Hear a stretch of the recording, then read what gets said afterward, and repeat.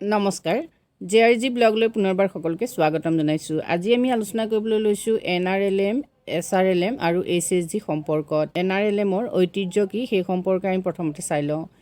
ভাৰত চৰকাৰে গ্ৰহণ কৰা স্বৰ্ণ জয়ন্তী গ্ৰাম স্বৰোজগাৰ যিখন যোজনা আছিলে, যিখন যোজনাক হলিষ্টিক সেল্ফ এমপ্লয়মেণ্ট যোজনা বুলি কোৱা হৈছিলে। স্বৰ্ণ জয়ন্তী গ্ৰাম স্বৰোজগাৰ যোজনাখনৰে সংস্কাৰিত ৰূপ হ'ল, অৰ্থাৎ পুনঃ নামাঙ্কিত কৰা হ'ল NRLM হিচাপে।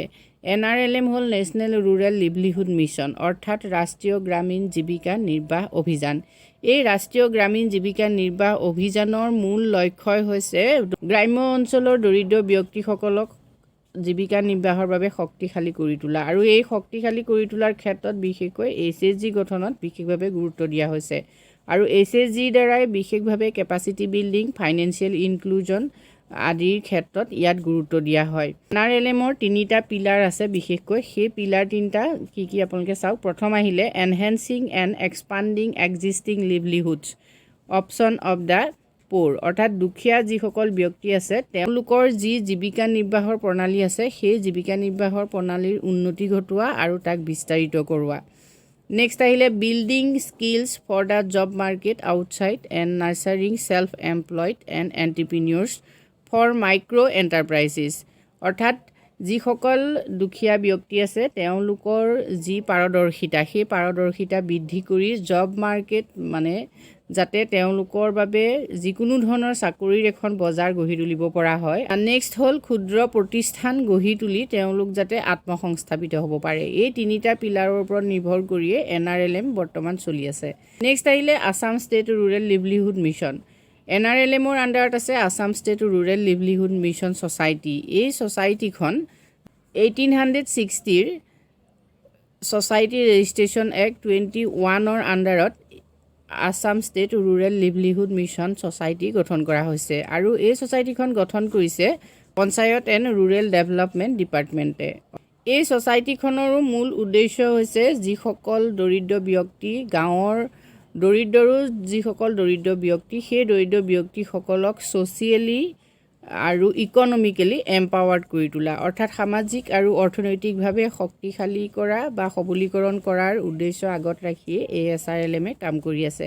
NRLMত SGSYত নথকা কিছুমান নতুন উপাদান NRLMত সংযোগ কৰা হৈছে। সেই উপাদানখিনি কি কি চাওক। Saturation approach on inclusion of excluded poor families, অৰ্থাৎ যিসকল দুখীয়া ব্যক্তি আছে সেই সকলো দুখীয়া ব্যক্তিক একত্ৰীকৰণ কৰি অন্তৰ্ভুক্ত কৰাটোৱেই হ'ল NRLMৰ মূল লক্ষ্য।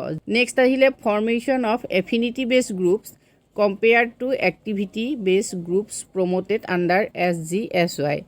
SGSY আণ্ডাৰত বিশেষকৈ এক্টিভিটি বেছ গ্ৰুপ গঠন কৰা হৈছিলে, কিন্তু NRLMৰ আণ্ডাৰত এফিনিটি বেছ গ্ৰুপক বিশেষকৈ গুৰুত্ব দিয়া হৈছে।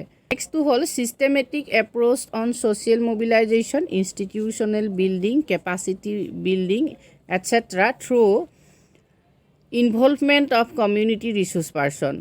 NRLMৰ জৰিয়তে পৰিকল্পিতভাৱে ছ'চিয়েল মবিলাইজেশ্যন, ইনষ্টিটিউচনেল বিল্ডিং আৰু কেপাচিটি বিল্ডিং এই তিনিওটাৰ ক্ষেত্ৰত পৰিকল্পিতভাৱে কাম কৰা হৈছে, আৰু এই কাম বিশেষকৈ কমিউনিটি ৰিচোৰ্চ পাৰ্চনৰ দ্বাৰা কৰি থকা হৈছে।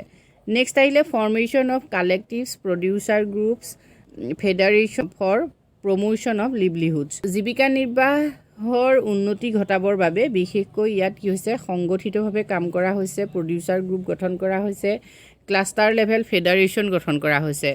নেক্সট আহিলে community investment fund as catalytic crops. ইয়াত কি কৰা হৈছে, কমিউনিটি ইনভেষ্টমেণ্ট ফাণ্ড অৰ্থাৎ CIF ফাণ্ড দিয়া হয়, কেটালিটিক ক্ৰপছ হিচাপে ইয়াত CIF ফাণ্ড দিয়া হয়। নেক্সট আহিলে preparation of household based micro' credit plan by members of SHG for availing loan.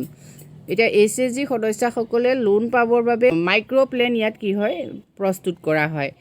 Next আহিলে repeat loan on SHG and their members from federation for livelihood promotion, health security, food security, education.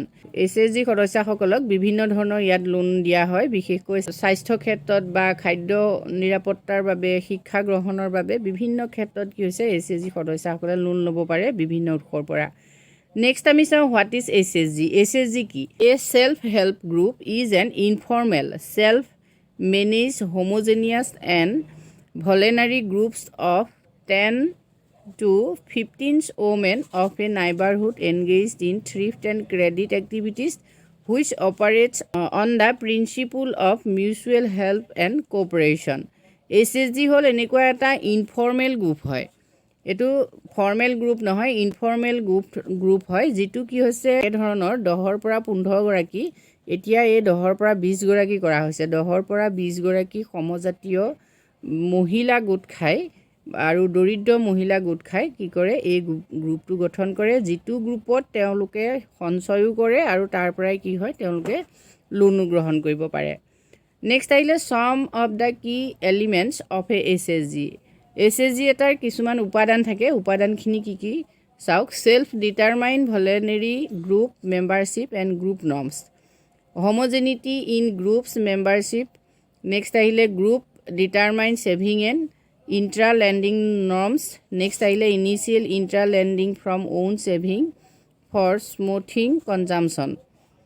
Next আহিলে membership of federation of SHG। এতিয়া আপোনালোকে কেনেকৈ এটা SHG গঠন কৰিব, সেই ক্ষেত্ৰত আপোনালোকক কিছু কথা কৈ থওঁ। যিহেতু SHG এটা গঠন কৰিবৰ বাবে আপোনালোকে প্ৰথমতে CRPৰ লগত কথা পাতিব, অৰ্থাৎ আপোনালোকৰ অঞ্চলৰ যি কমিউনিটি ৰিচোৰ্চ পাৰ্চন থাকে তেওঁলোকৰ লগত কথা পাতিব, ব্লকৰ লগত কথা পাতিব, আৰু তাৰপিছত আপোনালোকে এখন ৰাজহুৱা মিটিং অনুষ্ঠিত কৰি SHGটো গঠন কৰিব পাৰে। SHG প্ৰথম মিটিংখনত কি কি কৰিব লাগিব চাওক। Name of the self help group, আপোনালোকে প্ৰথমতে গ্ৰুপটোৰ নাম দিয়ক, তাৰপিছতে মিটিঙৰ দিন আৰু সময় ঠিক কৰক। নেক্সট আহিলে ৰুল আৰু ৰেছপনচিবিলিটিছখিনি মেম্বাৰৰ মাজত সেইখিনি আপোনালোকে ঠিক কৰি লওক। তাৰপিছতে ছেভিং কিমান থ'ব, তাৰপিছতে fixation of norms and regulation for the SHG যিখিনি নৰ্মছ সেইখিনি আপোনালোকে ঠিক কৰি লওক। নেক্সট আহিলে ইলেকশ্যন অফ অফিচ বিয়েৰাৰৰ বাবে আপোনালোকে ইলেকশ্যন পাতিব পাৰে। এতিয়া group would resolve to follow' the পঞ্চসূত্ৰ, যিহেতু SHG পঞ্চসূত্ৰ খুব গুৰুত্বপূৰ্ণ হয়, গতিকে এই পঞ্চসূত্ৰ কি আপোনালোকে চাওক। ৰেগুলাৰ মিটিং পাতিব লাগিব, অৰ্থাৎ নিয়মীয়া মিটিং হ'ব লাগিব। ৰেগুলাৰ ছেভিং, নিয়মীয়াকৈ সঞ্চয় কৰিব লাগিব। নেক্সট আহিলে ৰেগুলাৰ ইণ্টাৰনেল লেণ্ডিং, আভ্যন্তৰীণ ঋণৰ লেনদেন হ'ব লাগিব। নেক্সট আহিলে ৰেগুলাৰ এণ্ড টাইমলি ৰিপে'মেণ্ট, আৰু মানে আপোনালোকে নিয়মীয়াভাৱে পইচা ঘূৰাইও দিব লাগিব, লোন ঘূৰাই দিব লাগিব। নেক্সট আহিলে ৰেগুলাৰ বুক কিপিং, আপোনালোকে বুক কিপিং অৰ্থাৎ আপোনালোকৰ যি জমা হয়, যি খৰচ হয়, সকলোখিনি আপোনালোকে ৰেগুলাৰলি লিখি যাব লাগিব। গতিকে এইখিনিয়ে হ'ল পঞ্চসূত্ৰ। আজি ভিডিঅ'টোত আমি এইখিনি তথ্য আপোনালোকলৈ আগবঢ়াইছোঁ। নেক্সট ইয়াৰ পৰৱৰ্তীখিনি আমি আলোচনা কৰিবলৈ চেষ্টা কৰিম। ধন্যবাদ।